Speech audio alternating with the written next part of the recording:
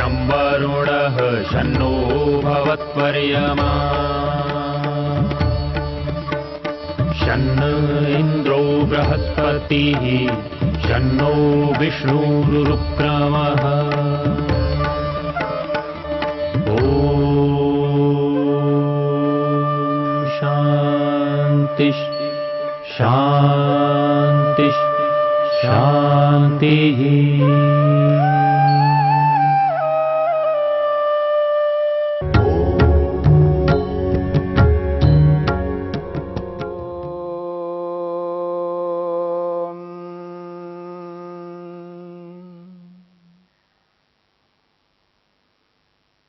साधन पाद के 30वें सूत्र को लेकर के हम विचार कर रहे हैं। अहिंसा, सत्य, अस्तेय, ब्रह्मचर्य, अपरिग्रह, यम के ये 5 विभाग हैं। इन पांचों में से पहला विभाग अहिंसा, हिंसा न करना,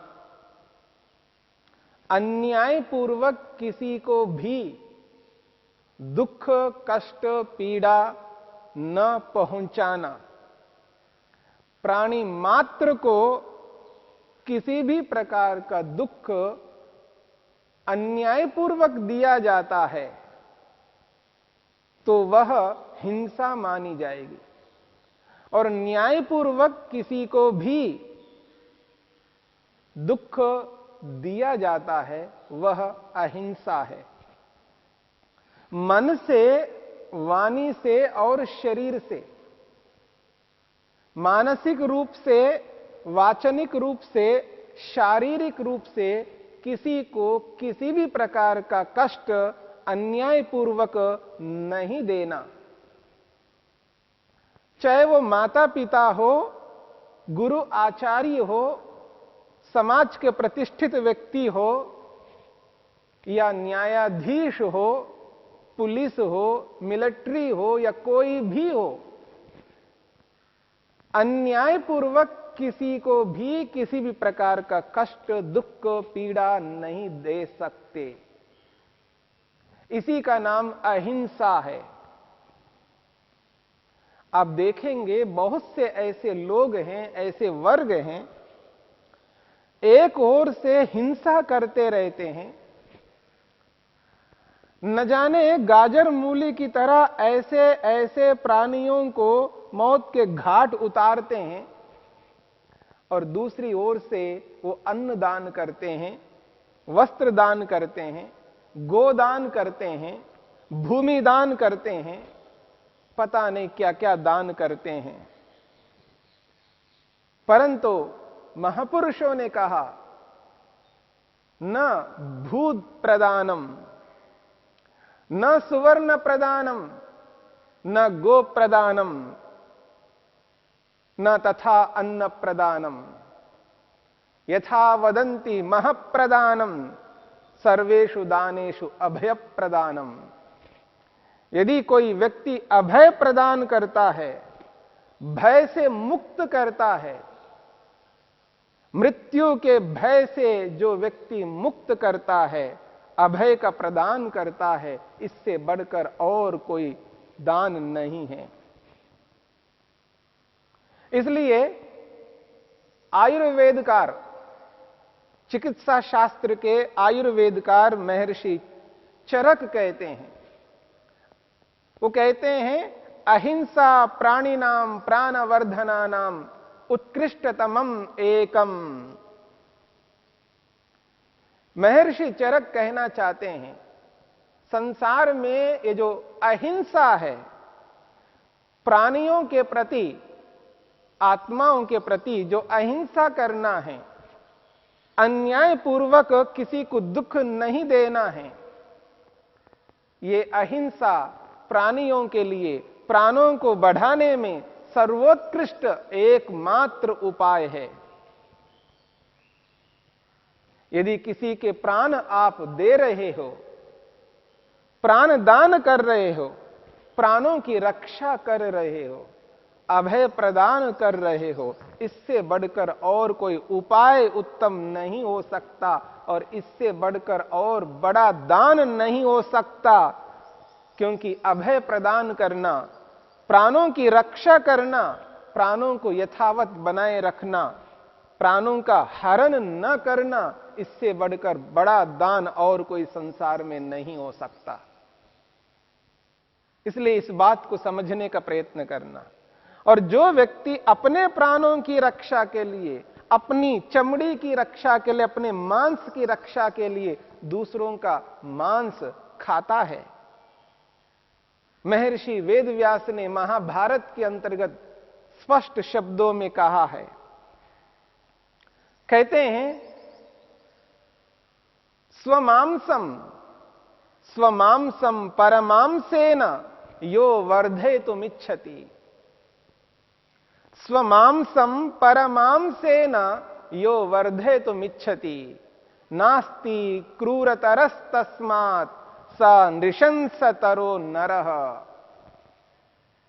महर्षि वेदव्यास कहना चाहते हैं, अपने मांस को बढ़ाने के लिए जो व्यक्ति अपने मांस की पुष्टि के लिए, इसकी उन्नति के लिए, इसको बढ़ाने के लिए, इसको तंदुरुस्त बनाने के लिए दूसरों के मांस को खाता है,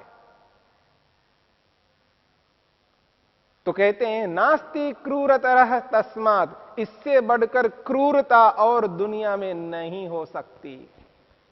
जो अपने मांस को बढ़ाने के लिए दूसरों के मांस को खाता है, इससे बढ़कर क्रूरता दुनिया में और कोई नहीं हो सकती।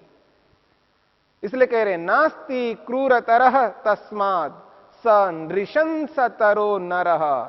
और वो नर, वो मनुष्य क्या है? वो नृशंसतर है, यानी सर्वनिकृष्ट है। उससे निकृष्ट व्यक्ति इस दुनिया में और कोई नहीं हो सकता। ये महर्षि वेदव्यास महाभारत के प्रसंग में कहते हैं। देखिए व्यक्ति की क्या स्थिति है, किस प्रकार अपने आप को बना के रखता है व्यक्ति। अपने प्राणों की रक्षा के लिए दूसरों के प्राणों का हरण करना कितना बड़ा पाप है। व्यक्ति इस बात को समझ नहीं पाता है, पाप किसे कहते हैं, पुण्य किसे कहते हैं, धर्म किसे कहते हैं, अधर्म किसे कहते हैं, न्याय किसे कहते हैं, अन्याय किसे कहते हैं, सत्य किसे कहते हैं, असत्य किसे कहते हैं। इसका निर्धारण आप मैं नहीं कर सकते। हम अपनी अपनी दृष्टि से इनका निर्धारण नहीं कर सकते। फिर कौन करेगा? जिसने संविधान बनाया है, जिसने संविधान बनाया है, जिसने इस संसार का निर्माण किया है, जिस प्रकार से एक देश को चलाने के लिए देश का संविधान होता है, उस देश के संविधान के अनुसार उस देश में रहने वाले रहते हैं। उस देश में रहने वाले लोगों को उस देश के संविधान का पालन करना होता है। और जो संविधान कहता है वही सत्य है, जो संविधान कहता है वही धर्म है, जो संविधान कहता है वही न्याय है। तो संविधान के अनुसार उस देश में रहने वाले लोगों को चलना होता है। ये तो मनुष्यों का बनाया हुआ संविधान है, क्योंकि इस देश को मनुष्य लोग चला रहे हैं। कुछ मनुष्यों के समुदाय ने मिलकर के संविधान बनाया है। ठीक इसी प्रकार से घर का अलग संविधान है, समाज का अलग संविधान है, ऐसे पूरे विश्व का एक अलग संविधान है। पूरे विश्व के लिए एक अलग प्रकार के नियम हैं, विश्व के अलग नियम हैं, देश के अलग नियम हैं, प्रांत के अलग नियम हैं, जिला के अलग नियम हैं, नगर के अलग नियम हैं, मोहल्ले के अलग नियम हैं, घर के अलग नियम हैं, सबके अलग अलग नियम हैं। सब लोग इन नियमों में बंधे हुए हैं, इन नियमों के अनुसार चलना होता है। ठीक इसी प्रकार से इस सृष्टि को, इस संसार को जिस किसी ने भी बनाया है, जिसने बनाया उसी को हम ईश्वर, परमेश्वर कहते हैं, भगवान कहते हैं, जो सर्वव्यापक है, सर्वत्र विद्यमान है, कण कण में विराजमान है, इतने लंबे चौड़े संसार को बनाने वाले महान है, सर्वोत्कृष्ट है। उसने इस संसार को बनाया, हम मनुष्यों को बनाया, उसका अपना संविधान है, उसी संविधान के अनुसार हमें चलना है। और उसने संविधान के रूप में वेदों को हमारे समक्ष प्रस्तुत किया है। और वेद कहते हैं अन्यायपूर्वक किसी को भी कष्ट, पीड़ा, दुख नहीं दे सकते। ये न्याय है और ऐसा करना ही अहिंसा है। इसलिए हम अपने मांस को बढ़ाने के लिए दूसरों के मांस को नहीं खा सकते। मांसाहार इस शरीर के लिए उपयुक्त भोजन नहीं हो सकता। आयुर्विज्ञान कहता है, मेडिकल साइंस कहता है, हमारी शरीर की जो संरचना है ये मांस के लिए नहीं है, मांसाहार के लिए नहीं है, शाकाहार के लिए है। और संविधान भी, वेद का संविधान भी यही कहता है, स्वमांसम परमांसेन यो वर्धयितुमिच्छति। जो अपने मांस को बढ़ाने के लिए दूसरे के मांस का सेवन करता है, मांसाहार करता है, नास्ति क्रूरतरः तस्मात्, उससे क्रूरता और कोई नहीं हो सकती। स नृशंसतरो नरः, वो मनुष्य अत्यंत निकृष्ट है। इस बात को समझने का प्रयत्न करना। महर्षि वेदव्यास ने महाभारत के अंतर्गत एक और विशेष बात कही है, इस बात की ओर हमारा ध्यान जाना चाहिए। वो कहते हैं यो अत्ति यस्य यदा मांसम उभयोः पश्यतांतरम, यो अत्ति यस्य यदा मांसम उभयोः पश्यतांतरम। बहुत बड़ी बात कही है। एकस्य क्षणिका प्रीतिः, एकस्य क्षणिका प्रीतिः अन्यः प्राणैर्विमुच्यते। बहुत बड़ी बात कही है। वो कहते हैं यो अत्ति, जो व्यक्ति, यस्य मांसम, जो व्यक्ति जिसका मांस खाता है, यो अत्ति यस्य यदा मांसम, एक व्यक्ति मांस को खाने वाला है और दूसरे का मांस खा रहा है। ये दो व्यक्ति है, एक खाने वाला और जिसको खाया जा रहा है, ये दो पदार्थ हैं। यो अत्ति यस्य यदा मांसम उभयोः, इन दोनों में पश्यतांतरम, देखो ये मनुष्य, हे बुद्धिमान मनुष्य, तुम देखो तो सही, दोनों में अंतर देखो। क्या अंतर है? एकस्य क्षणिका प्रीति ही, जो मांस खाने वाला है उसको जो प्रीति, जो सुख मिल रहा है वो क्षणिक मिल रहा है।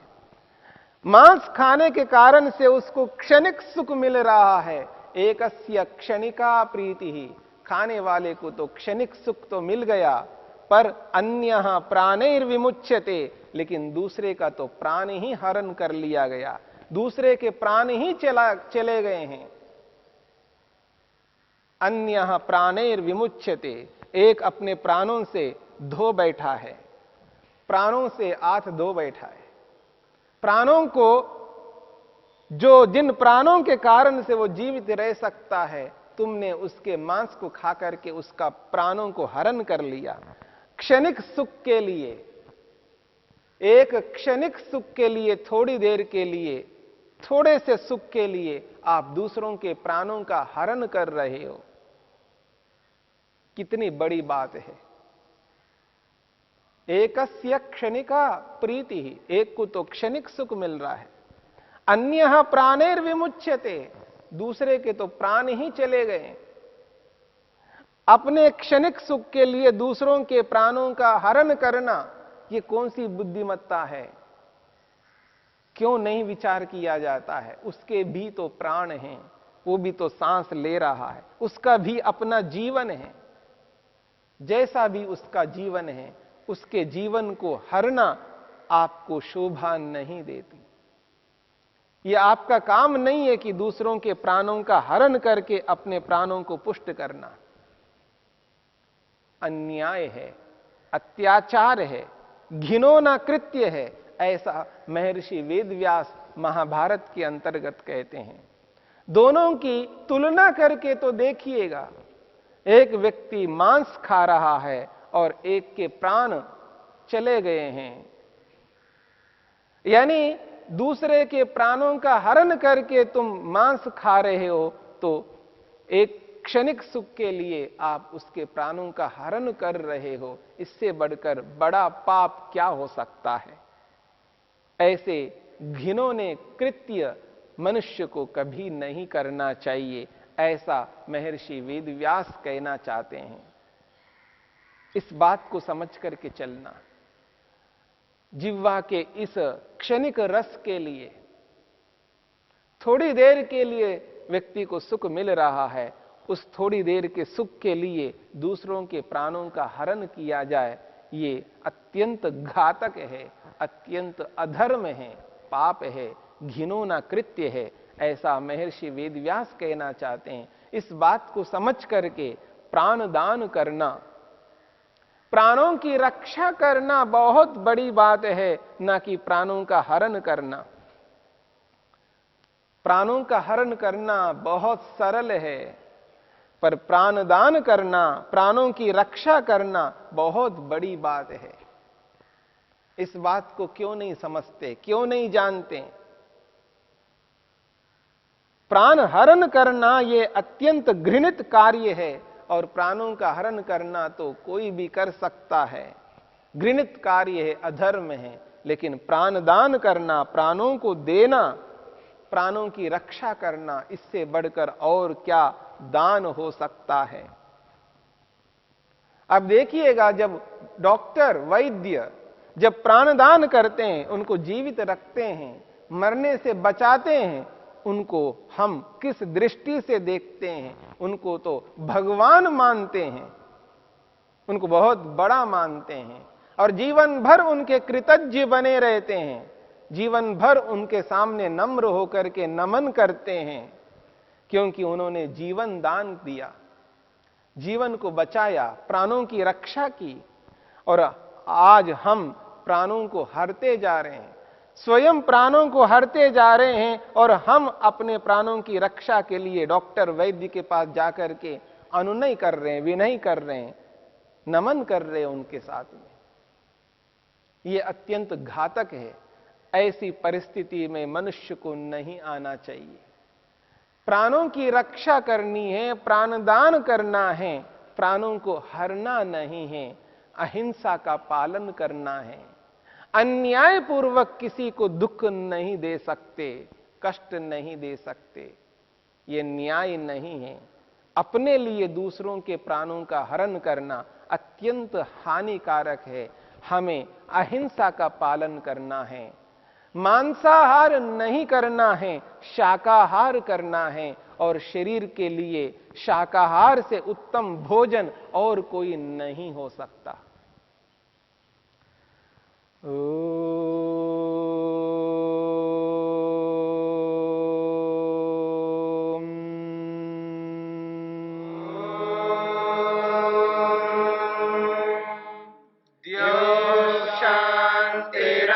शांतिरंतरिक्षं शांतिर्पृथिवी शांतिरापः शांतिरोषधयः शांतिः वनस्पतयः शांतिर्विश्वे देवा शांतिर्ब्रह्म शांति सर्वं शांति शांतिरेव शांति क्षमा शांतिरेधि। ओम शांति शांति शांति।